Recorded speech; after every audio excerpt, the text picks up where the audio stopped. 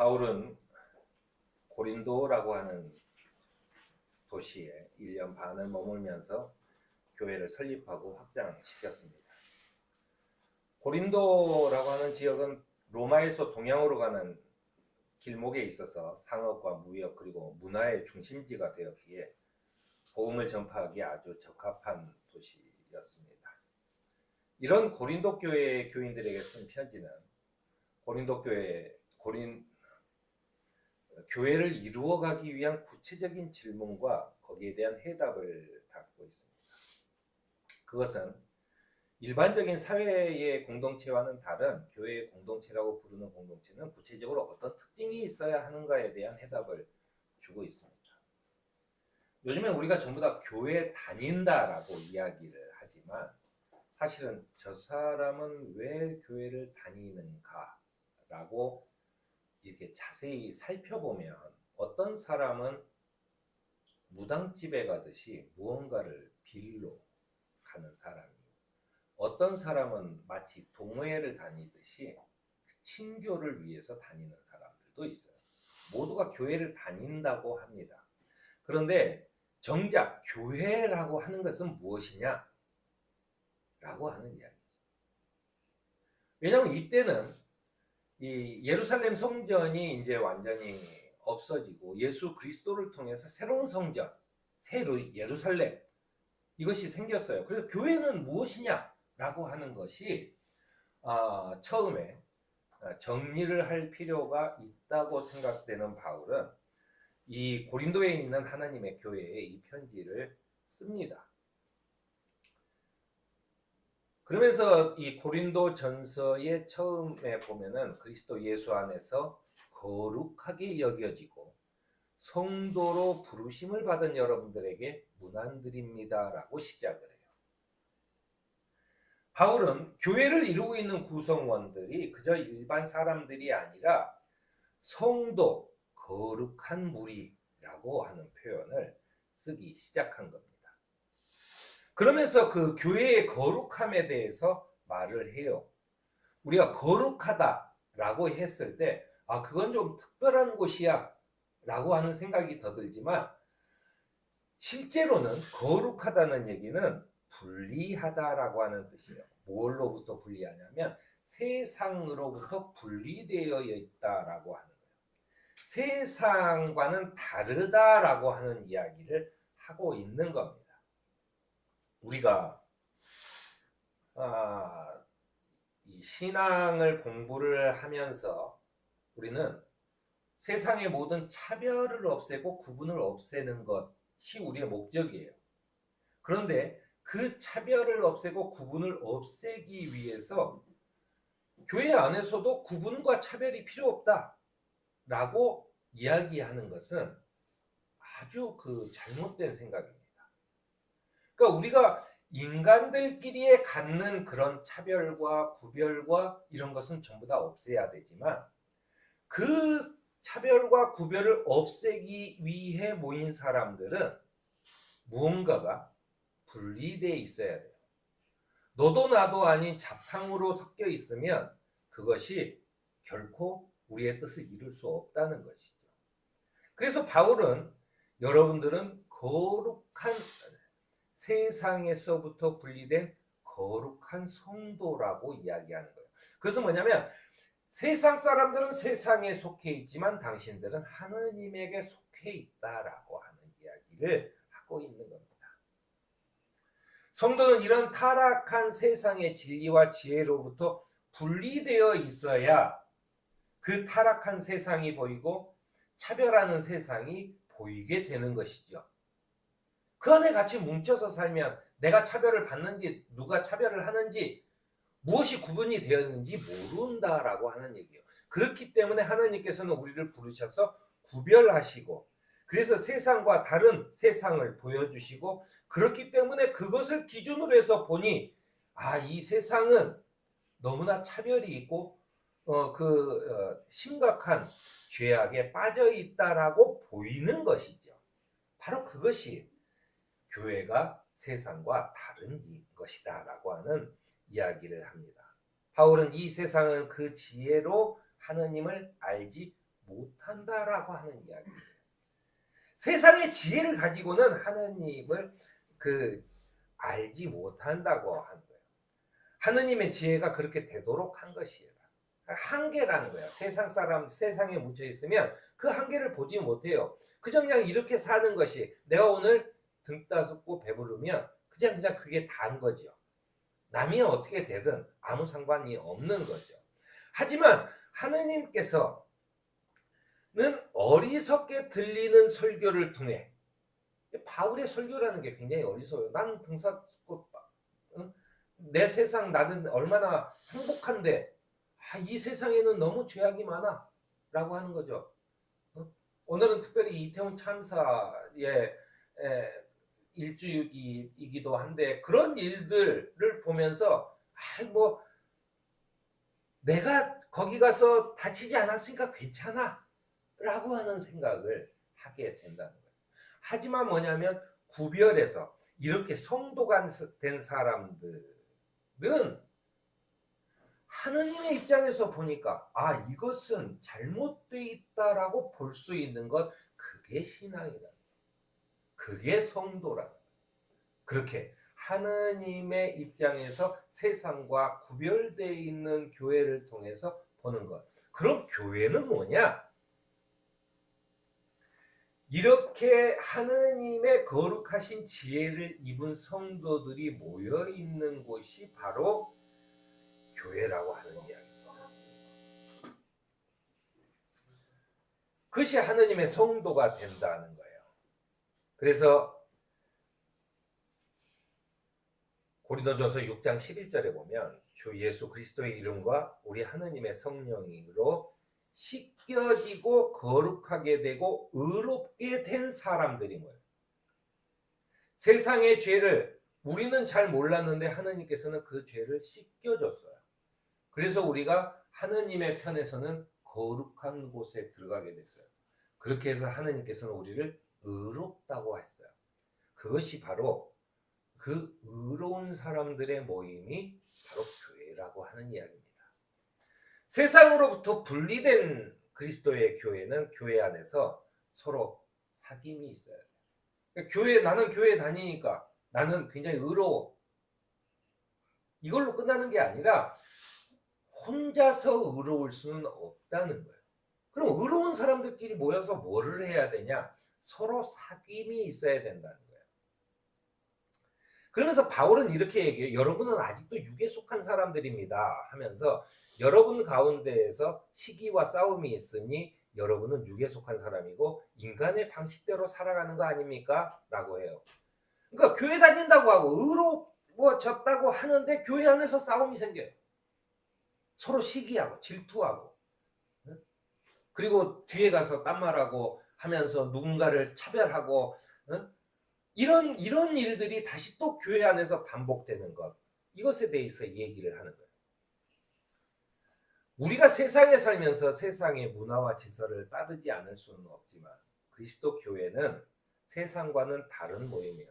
그러니까 세상과는 다른 모임이기 때문에 교회는 내가 복을 빌러 가는 것도 아니고 내가 좋은 사람들을 만나러 가는 동호회의 장소도 아닌 거예요. 거기에서는 서로 화목한 모습 속에서 주님의 말씀을 따라가는 공동체가 돼야 돼요. 그러니까 교회 공동체의 목적은 하느님을 따라가는 거예요. 끊임없이 내가 거룩한 곳에 붙어 있어야 되는 거예요. 그래야만 세상이 바로 보여요. 그래야만 내가 소망이 보여요. 그런 것이죠. 그런데 그렇게 하려면 서로 화목해야 되는 거예요. 왜 화목해야 되느냐? 바울은 교회가 거룩함을 유지하면서 서로의 사귐을 하기 위해서는 서로 사랑해야 된다라고 하는 권면을 합니다. 서로 사랑하지 않으면 안 된다고 얘기를 해요. 그러면서 왜 사랑해야 되는지, 왜 우리가 사랑해야 되는지에 대한 이야기를 하고 있습니다. 우리는 모두가 지식이 있는 줄 알고 살아갑니다. 그렇지만 지식은 사람을 교만하게 해요. 하지만 사랑은 덕을 세운다는 거예요. 지식은 지식은 사람을 교만하게 하지만 사랑은 덕을 세운다는 거예요. 하면서 서로 덕을 세우는 사랑에 대해서 이야기를 하고 있습니다. 사랑의 시작은 모든 것이 다 허용된다라고 말하는 사람이 있지만 모든 것이 다 덕을 세우는 것은 아니다라고 얘기해요. 사랑하니까 용서해. 그런 얘기들이 있죠. 그러면서 너무 이르게 가끔 미국의 어떤 뉴스를 보면은 그 살인자, 자기 자식을 죽인 살인자를 나는 그리스도의 사랑으로 용서해 뭐 하고 인터뷰하는 걸 보면은 저 사람은 왜 용서했지? 라는 생각이 제가 들어요. 사랑은 모든 것이 다 허용되는 것은 아니라는 것이 바울의 이야기입니다. 그냥 사랑하니까 다 괜찮아. 이것은 사랑이 아니라는 거죠. 생각을 해보세요.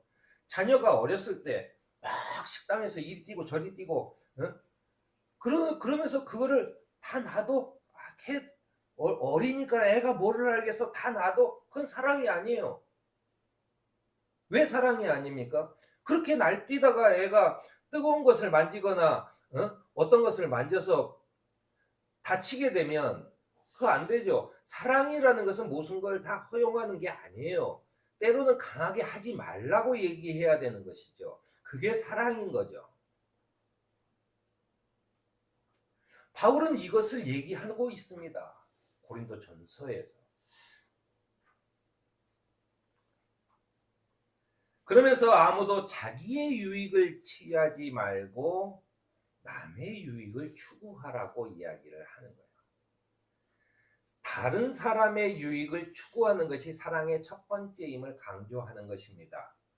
즉 우리가 어린 아이를 제지할 때 내가 남들한테 저 사람은 왜 부모가 저래? 라고 하는 얘기를 들을까 봐 하는 게 아니라 내 제지하는 일이 우리 아이한테도 정말로 바른 길인지를 생각해 보고 하는 것이잖아요. 결국 남의 유익을 추구하는 것이 사랑의 기본적인 첫 단계입니다. 그러면서 그 유명한 세상 사람들도 다 아는 고린도전서 13장의 그 사랑장이라고 알려진 그것을 바울이 얘기하는 거예요. 방언이나 천사의 말. 교회 다니는 사람들 얼마나 거룩하고 얼마나 좋은 말 많이 해요. 좋은 말만 하죠. 좋은 행동은 하지 않죠. 방언이나 천사의 말도 사랑이 없으면 소리나는 꽹과리와 같고 예언하는 능력이 있어도 산을 옮길 만한 믿음이 있어도 사랑이 없으면 아무것도 아니라고 지적하는 겁니다. 왜냐하면 사랑이 없으면 아무것도 아니기 때문이에요. 자, 세상과 분리된 거룩한 교회, 거룩하게 된 사람들, 거룩한 성도, 거룩한 성도 아니고 성도가 된 거룩한 무리가 된 거룩한 사람들이 된 그 성도들이 모여서 서로 사랑해야 된다. 그리스도의 교회가 거룩함과 서로의 사귐 그리고 거기에 사랑 이 세 가지를 가지고 있어야 되는 이유는 뭐냐? 사도 바울은요 그 이유를 그 사랑이 하느님의 성품이기 때문이다라고 얘기하는 거예요. 우리가 누구를 존경한다라고 했을 때는 알게 모르게 그 성품을 따라갑니다. 그런 경우가 많이 있죠. 늘 영향을 받고 있는 부모의 성품을 대부분 다 따라가요. 그렇게 사는 거죠. 우리가 교회에서 하느님의 성품을 늘 가지려고 했어야 돼요. 그러니까 나는 사랑해야지 라고 하는 게 아니라 하느님의 성품을 따라가야 된다라고 하는 거예요. 그래서 뭐냐면 결론적으로 하느님이라면 어떻게 했을까? 예수님이라면 어떻게 했을까라고 하는 것을 우리가 생각해 볼 수 있어야 되는 거예요.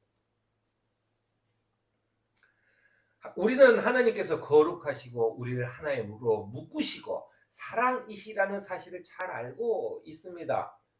바울은 고린도 교회 교인들에게 여러분은 하느님의 자녀로서 그리스도 예수 안에 있습니다라고 얘기해요. 그래서 우리가 하느님의 자녀라고 이야기할 수 있는 거예요. 그는 우리에게 하느님으로부터 오는 지혜가 되시며 의와 거룩함과 구원이 되셨습니다라고 하는 거예요. 그러니까 사도 바울은 다시 이야기합니다. 당신들이 세상에서 분리된 것, 그거 하느님이 시키신 거예요. 당신이 거룩한 백성이 된 것, 그것도 당신이 결단한 게 아니라 이 교회 다녀봐야 되겠는데 그 마음을 하느님께서 주셨어요. 여러분들이 사랑을 실천하고 있다면 그것도 하느님이 시키신 것이라 하느님에 속해 있는 것입니다. 그렇기 때문에 자연에 속한 사람은 하느님의 영안 속한 일들을 받아들이지 않아요. 이건 아닌 것 같은데 라고 하는 얘기를 하는 거죠. 그건 뭐냐면 하느님이 그 마음을 주지 않았기 때문에 그런 거예요. 결국 그런 사람들의 그런 일들은 어리석은 일이며 그럼 그는 이러한 일들을 이해할 수가 없어요. 왜 그래야 돼? 왜 우리가 손해봐야 돼? 라고 하는 얘기를 하는 거죠. 그것은 뭐냐면 하느님의 내 영이 내 안에 거하지 않기 때문이라고 하는 이야기입니다. 왜냐하면 그 일은 영으로만 분별되기 때문이에요. 영으로만 분별돼요. 교회가 가진 복음은 이런 세상의 지혜가 아니라 하느님의 지혜임을 강조하고 있습니다. 그러면서 이 사도 바울은 고린도 전서를 통해서 우리는 그리스도의 마음을 가지고 있습니다라고 선언하는 거예요. 우리가 그리스도의 마음을 가지고 있어야 돼요. 사도 바울은 사람의 죄악으로 인해 이 세상은 하느님과 단절되어 있기에 그리스도의 교회는 세상과 분리되어야함을 주장한 것입니다. 또한 빵이 하나이므로 우리가 여럿일지라도 한 몸이 됐지. 그래서 우리가 모두 한 덩어리 빵을 함께 나누어 먹기 때문이라고 하는 거예요. 모두 하나가 되어 주님의 성찬에 참여하는 것처럼 교회 안에서 사귐을 통해 한 몸이 되어야 한다라고 하는 거예요. 그러니까 우리가 성찬을 하는 이유 중 하나도 이런 거예요. 하나의 빵을 우리가 나눠 먹으려.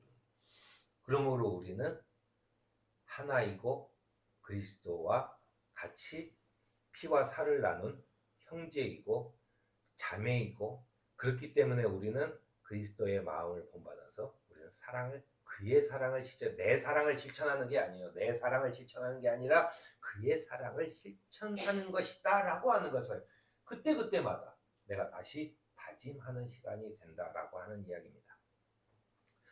그래서 한 지체가 고통을 당하면 모든 지체가 함께 고통을 당하고 한 지체가 영광을 받으면 모든 지체가 함께 기뻐하는 것처럼 여러분은 그리스도의 몸이요 따로따로는 지체들이라고 얘기해요. 그러니까 우리가 따로따로 살고 있고 따로따로 자기의 그 가정이 있고 따로따로 자기의 생활이 있지만 우리는 하나의 그리스도의 몸이다라고 하는 거예요. 그러면서 공동체의 사랑을 강조하고 있습니다. 주님께서 우리를 부르셔서 거룩하게 하시고 또 사귐을 갖게 하시고 또 사랑하게 하신 그런 그리스도의 교회를 이루어가는 저와 여러분이 되기를 바랍니다. 아멘.